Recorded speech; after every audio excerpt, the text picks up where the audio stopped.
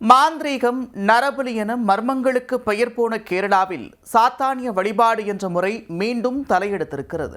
உயிர்த்தெழுந்த பிறகு வேறு ஒரு கிரகத்தில் வாழ வாய்ப்பு கிடைக்கும் என்ற மூட நம்பிக்கையில் தனக்குத்தானே உயிரை விடும் கொடூர வழிபாட்டின் அதிர்ச்சி பின்னணி என்ன?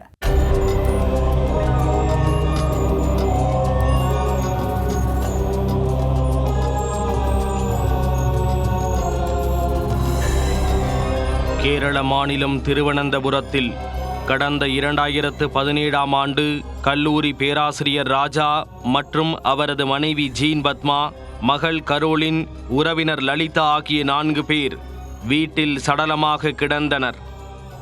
போலீசார் விசாரணையில் 4வரும் கொடூரமாக கொலை செய்யப்பட்டது தெரியவந்தது.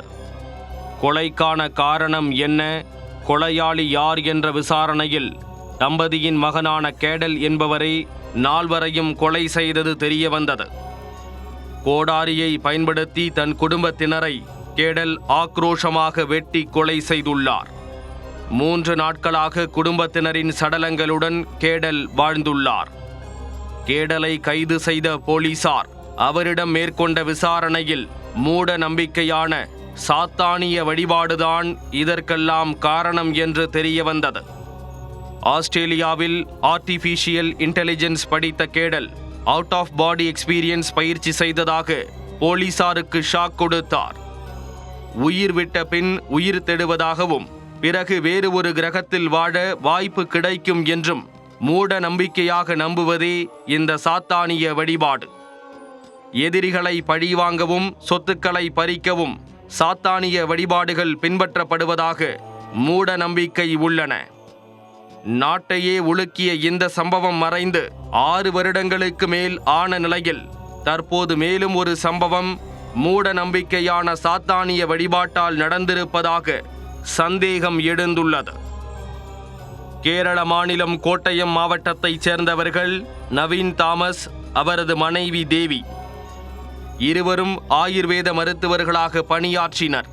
மார்ச் 28ஆம் தேதி அருணாச்சல பிரதேசத்தின் ஜெரோ நகரில் உள்ள ஹோட்டலில் தம்பதி அறை எடுத்து தங்கி உள்ளனர். அவர்களுடன் திருவனந்தபுரத்தில் வசிக்கும் பள்ளி ஆசிரியரான ஆர்யா நாயர் என்ற பெண்ணும் தங்கியிருந்தார்.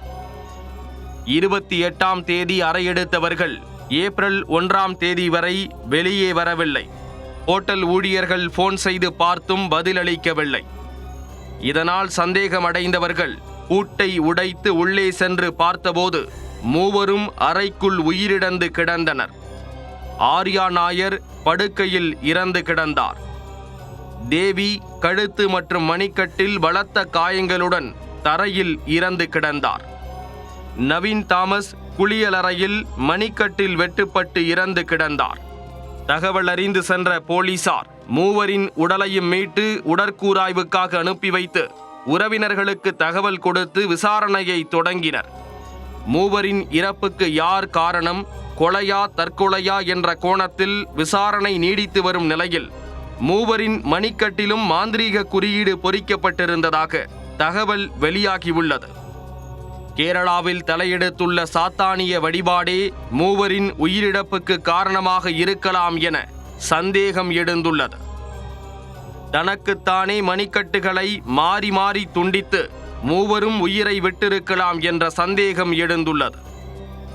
இது கேரள மக்களிடையே மீண்டும் பெரும் அதிர்ச்சியை தூண்டி உள்ளது.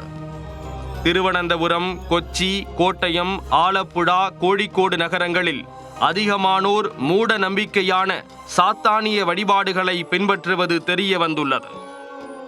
மக்கள் அதிகம் நடமாடாத பகுதிகளில் இருக்கும் தனி வீடுகளில் கூடி தங்களது மூட நம்பிக்கையை வளர்த்து வருவதாகவும், இந்த சாத்தான் வழிபாடு செய்பவருக்கு 13ஆம் எண் மிகவும் பிடித்தமான எண்ணாக இருக்கும் என்றும் கூறப்படுகிறது.